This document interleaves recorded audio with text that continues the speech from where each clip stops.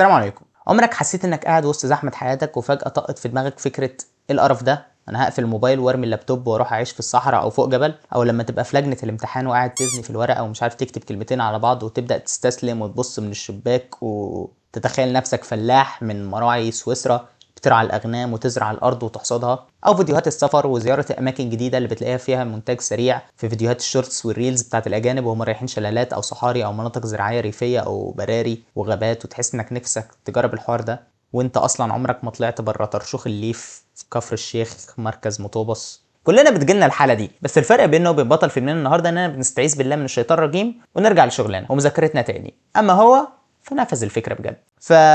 ويلكم بيك يا دولي في استكشاف فيلم انتو ذا وايلد.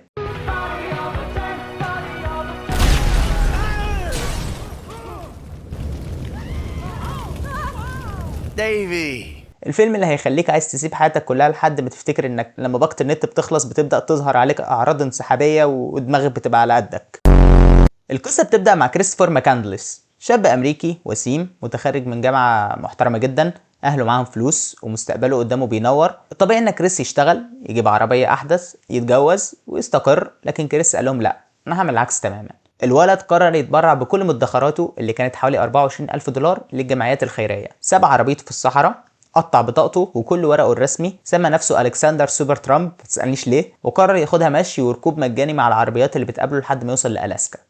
دي قصه حقيقيه، وهتلاقيني بقول الجمله دي كتير في الفيديو عشان تبقى متخيل اللي بنتكلم فيه ده كله قصه حقيقيه حصلت. بعيدا عن جنون الفكره، الفيلم ده بيخبط في حته جوانا كلنا. الفلسفه هنا مش كلام مكلكع، الفلسفه هنا هي سؤال بسيط: احنا بنمتلك اشيائنا ولا اشيائنا هي اللي بتمتلكنا؟ واللي هو كان نفس سياق التفكير ونفس السؤال الاساسي في اغلب الافلام الفلسفيه العظيمه اللي تعرفها، زي فيلم فايت كلاب وافلام تانية كتير، وهنتكلم عن الموضوع ده في فيديو تاني قدام ان شاء الله يتم طبخه. المهم نرجع نكمل. كريس كان شايف ان المجتمع المادي الحديث عباره عن كذبه كبيره، ناس بتجري ورا الفلوس عشان تشتري حاجات مش محتاجاها، عشان تعجب ناس ما بتحبهاش، فاهم؟ الفيلم بياخدك في رحله نفسيه بتخليك تسال نفسك: هل الحريه الحقيقيه انك تخلص من كل حاجه؟ هل الانسان ممكن يلاقي نفسه وسط الطبيعه القاسيه بعيدا عن زحمه البشر؟ الفيلم بيناقش ده كله في رحله بصريه رهيبه هتخليك تسرح وتفكر في معنى حياتك، وده كان تفكير لانسان حقيقي زينا ونفذه بالفعل، وطلع لنا ما اصنفه انا على الاقل واحد من ايقونات السينما في الافلام اللي اتاخدت عن قصه حقيقيه. الفيلم بياخدك في الطريق مع كريس، والموضوع مش مجرد مناظر طبيعيه تخطف العين، دي رحله مليانه محطات وبشر بيقابلهم في سكته،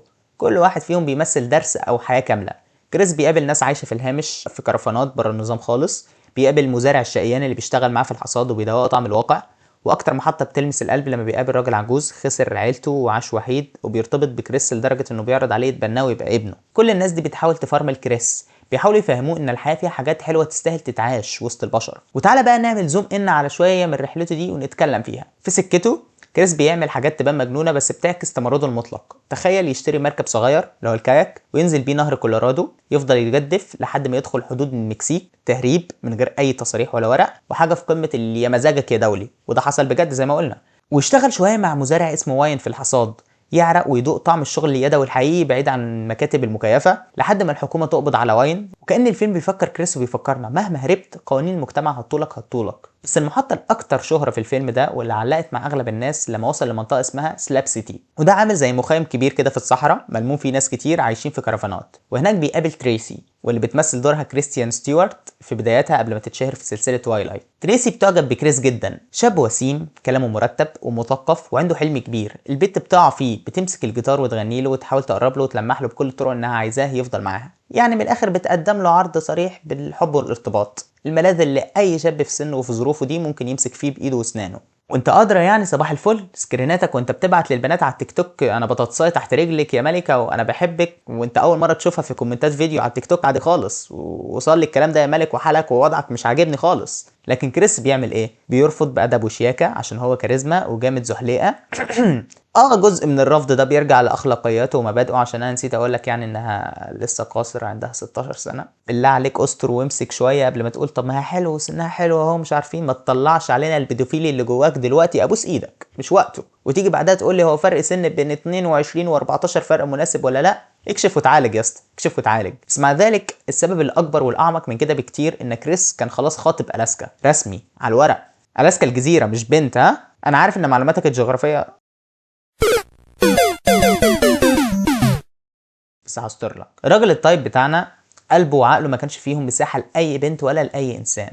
انا عارف ان الكلام ده تقيل وجديد عليك، بس هو ما كانش شاذ او مخصي يا اسطى. تعبان يا كابتن. لا والله تعبان.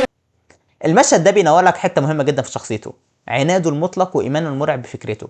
بس كريس مع ده كله كان عامل زي القطر اللي قاطع تذاكر لاتجاه واحد بس، الاسكا، لحد ما بيوصل فعلا للمكان ده.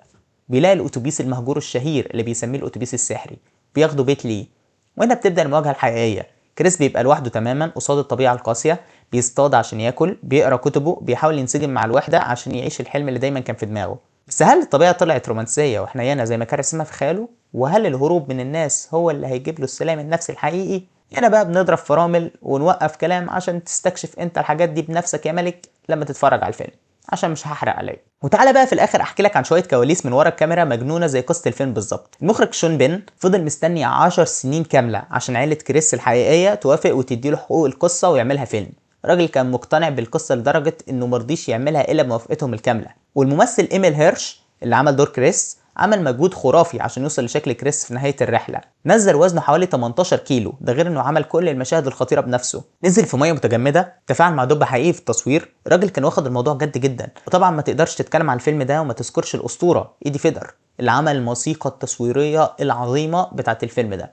المزيكا في الفيلم ده مش مجرد خلفيه، دي بطل اساسي بيحكي القصه معاك وبيوصل لك احساس كريس بالحريه والوحده في نفس الوقت. الفيلم او العمل ده او القصه الحقيقيه دي كانت ايقونه وعلامه من العلامات في السينما، واحد من افلامي المفضله بلا شك، وسمعته كذا مره وانصح بيه جدا جدا جدا. هتتعلق جدا بشخصيه كريس وهتحبه جدا وهتحس انك مستعد تسمع مسلسل 10 مواسم عنه من غير ما تزهق. بس انا ما حبيتش اتكلم معاك في اخر الفيلم او النهايه او احداث كتيره في الفيلم عشان ما احرقش عليك اي حاجه فيه. انا عايزك تخش تتفرج عليه وانت مش عارف اي حاجه غير الحاجات الاساسيه اللي انا قلتها لك. وانا عندي اقتناع بيقول انك كل ما تقل معلوماتك عن فيلم كل ما هيزيد استمتاعك بيه. الخلاصه، فيلم انتو ذا وايلد مش مجرد قصه، ده فخ نفسي هيخليك تسأل نفسك هو انا بجد محتاج كل الدوشه اللي حواليا دي؟ هل انا حر ولا عبد للاشياء اللي بمتلكها؟ بس قمه التناقض والمفارقه الكوميديه في الموضوع ان انا قاعد دلوقتي حواليا اسلاك من كل حته، حاطط مايك قدامي، باصص في شاشه تسجيل على اللابتوب، وهقعد على اللاب امنتج كذا يوم عشان اطلع لك الفيديو ده، وبكلمك عن طريق سيرفرات وموجات انترنت، وده كله عشان انصحك بفيلم بيشجعك تسيب التكنولوجيا والمدينه وتطلع تجري في الصحراء